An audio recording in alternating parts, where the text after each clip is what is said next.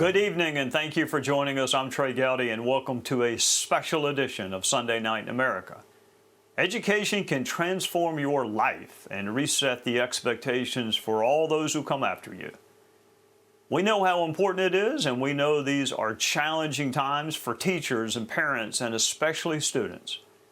We talk about education a lot on this show for many reasons. Someone once said democracy only works with an educated and moral citizenry. So let's take a look at some of our favorite segments. Thank you for acknowledging. Yes, I'm a first-generation college graduate. Trey, my grandparents didn't graduate from high school, and my parents didn't have an opportunity to go to college. They had the brain power, but they didn't have the financial resources to do so. But they instilled in me and my three older siblings the importance of the value of an education.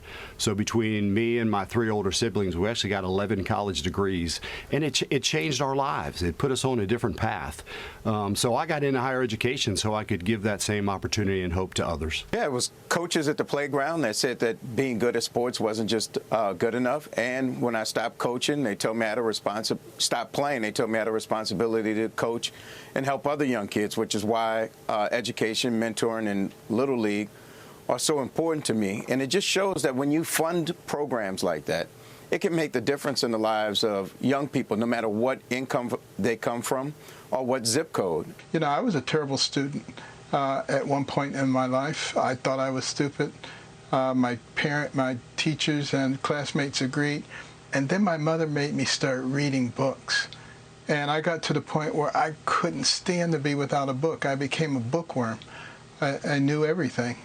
And it completely changed the trajectory of my life. And, you know, as someone who started out in the lowest rungs of society economically, to be able to ascend to the top 1%, you know, that was not an accident. That was because of a solid education. That wasn't somebody teaching me about what my gender was or what pronouns to use.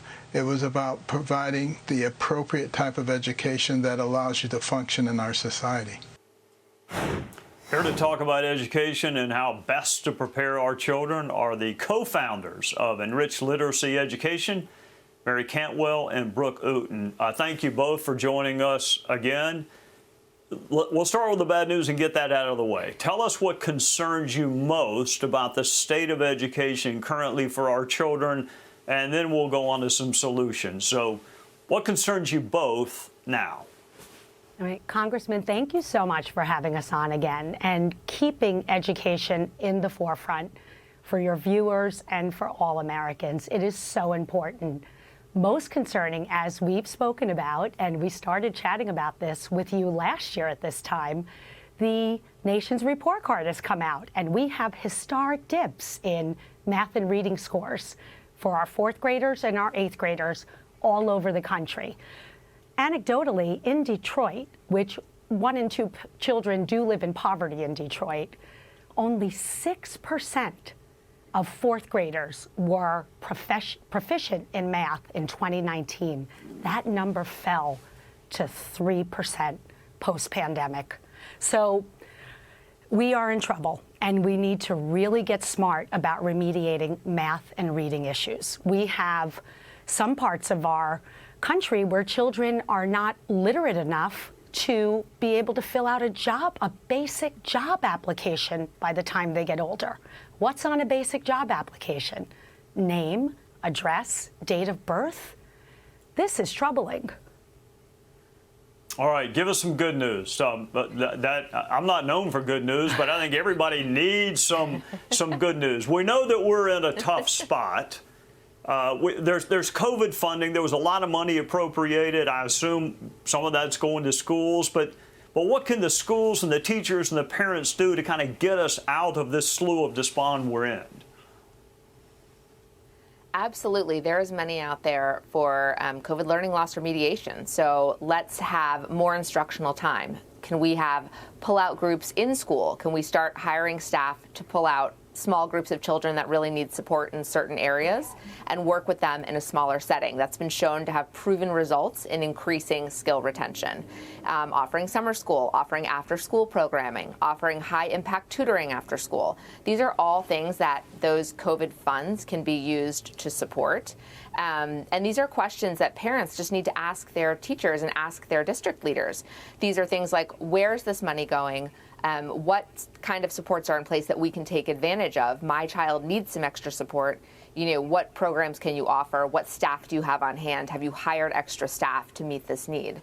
As a parent, you really need to be active. You need to be proactive with your district, because there are a lot of measures in place legally for your children, should they need extra support, for them to receive it.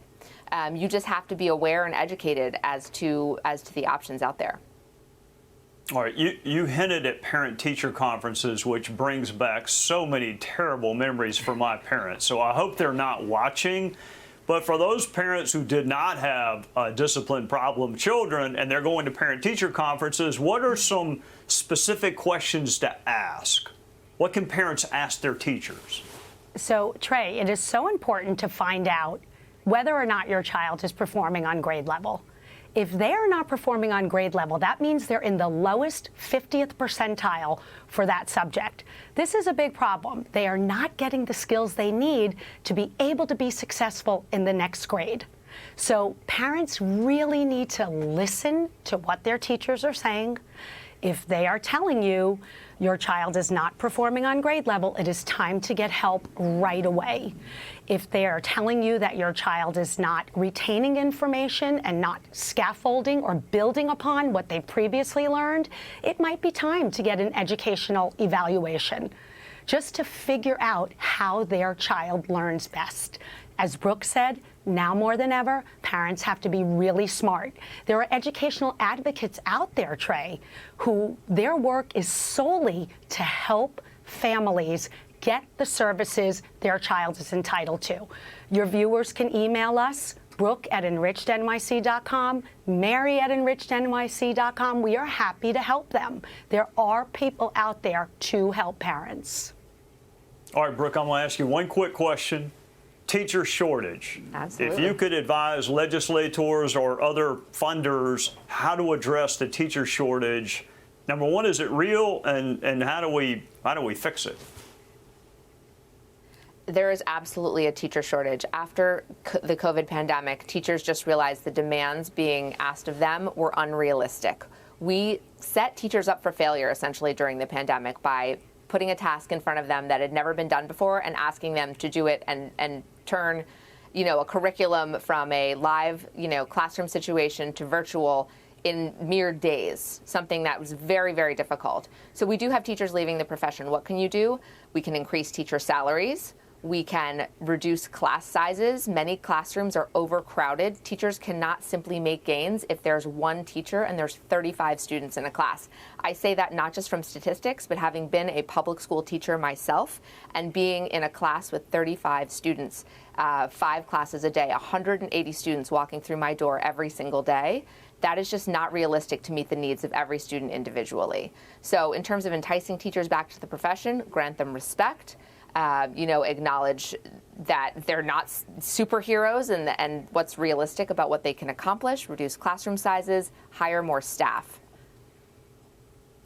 Mary and Brooke, y'all are so great to come on and share your expertise with us. It is a very important issue to me because I sit there and think if I'd done better in school, I wouldn't have had to wind up in Congress, and my whole life would have been better. So I wished I'd had y'all to talk to back before you were born. But thank you for talking to us now, and we'll look forward to the next time.